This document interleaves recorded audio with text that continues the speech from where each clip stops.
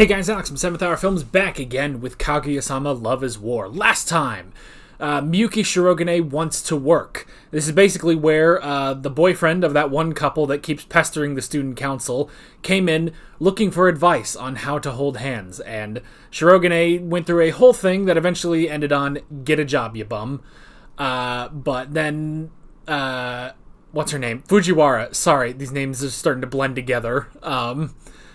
Fujiwara came in and was like, just do it. So that was good. Anyway, Kaguya wants him to join in. That's where Ishigami was having a mental crisis over funding for different clubs, sports in particular, because he did not like that while all of them had girlfriends, they don't pay attention to their girlfriends enough. They don't take the time. They don't spend time with them enough, and he hated that. And then he started talking about Kaguya and Fujiwara's boobs, and then he got the crap kicked out of him. So, yeah. And then, Kaguya wants to control it. That was it. Kaguya has recently started learning about the intimate things between a man and a woman, and because of that, her humor about it is very low level. And mainly she thinks wieners are hilarious, so... which they are, but still. They're hoping that it's just a phase for her. I hope it's a phase for her, too.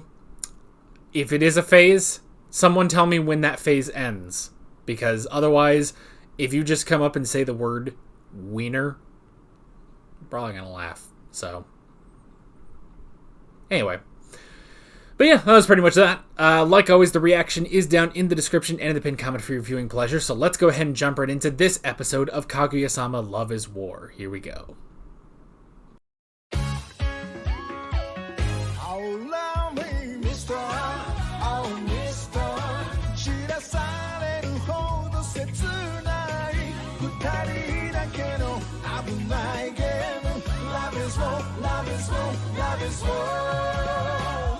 She does care in her own terrifying way. You know, I remember I was watching a YouTube video where these two guys, it was Game Grumps actually, if you know the channel, and one of them, Aaron, said, they were talking about like how many years had passed, and he said, what am I gonna do when I'm dead? And Dan, the other guy, said, I think relax. I think that's the easy part, actually.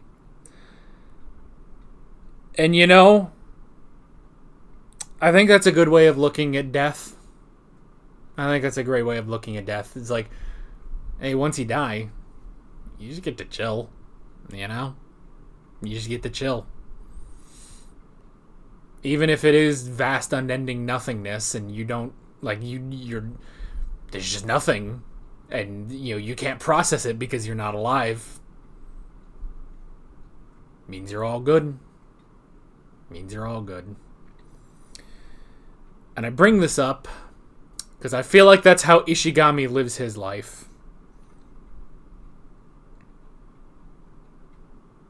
Not that there's anything wrong with doing things in your life, obviously. Like, yeah, do your best.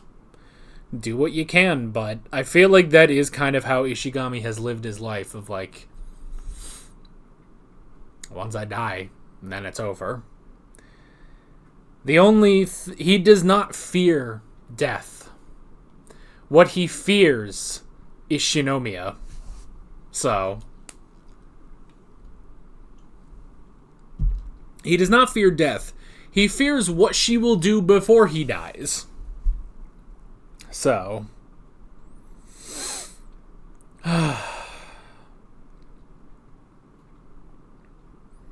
So that was really interesting. I do like that, at least. And again, it's like, it is Kaguya caring in her own way, you know? Like, she doesn't fully care about Ishigami, you know?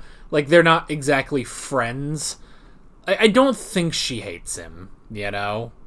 Like, hate is very strong, especially with Kaguya. You know, if she actually hated him, he would probably be dead, you know, or gone or something. But it's less that she actually cares about him and more of she understands his function in life. His function in life being that he is a part of the student council. The student council should not have anyone, you know, fail and be held back, you know? And especially, Shirogane desperately needs Ishigami because of the skills he does have as the treasurer, you know? So, those skills which came in handy when talking to Kei Shirogane. Which, you know, it's just now clicked in my head that both of them are the treasurers of their student council. So what it's Shirogane is the president, Shinomiya the vice president, Fujiwara is the secretary, I believe, and then Ishigami is treasurer. So yeah. But yeah, so while Kaguya probably doesn't genuinely care, she cares in her own Kaguya way, you know? So I like this. She you know, just captured him basically and forced him to study. I love that she already knows his two greatest fears: studying and eating small fish. So she used both against him, which is hilarious. And every day he tried to escape before studying, and every day she used the full force of the Shinomiya company in order to find him and capture him again. So I love stuff like that, but I also like the detail, getting a little bit of I guess lore on Ishigami that he was the problem child, which is interesting.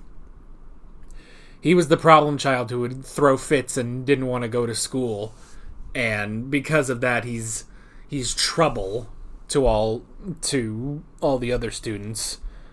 And you know, it's good that he was concerned of like, hey, you know, I don't want you to have your name dragged through the mud with me. So, but I like that she's like, I don't fucking care, you know?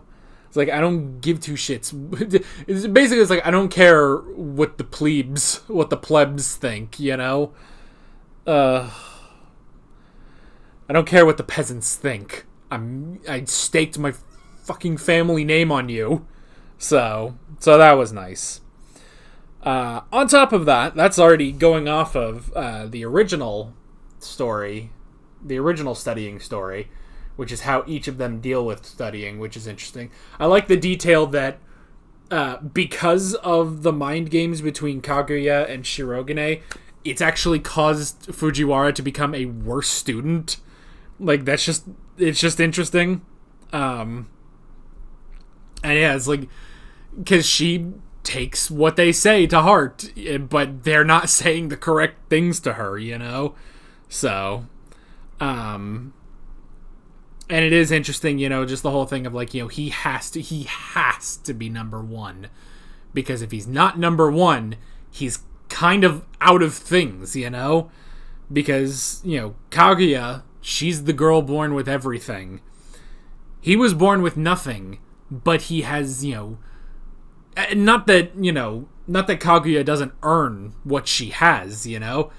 It's not that she doesn't earn her grades or anything, but he has to claw his way to that and hold on to it for dear life, because that is all he has, you know?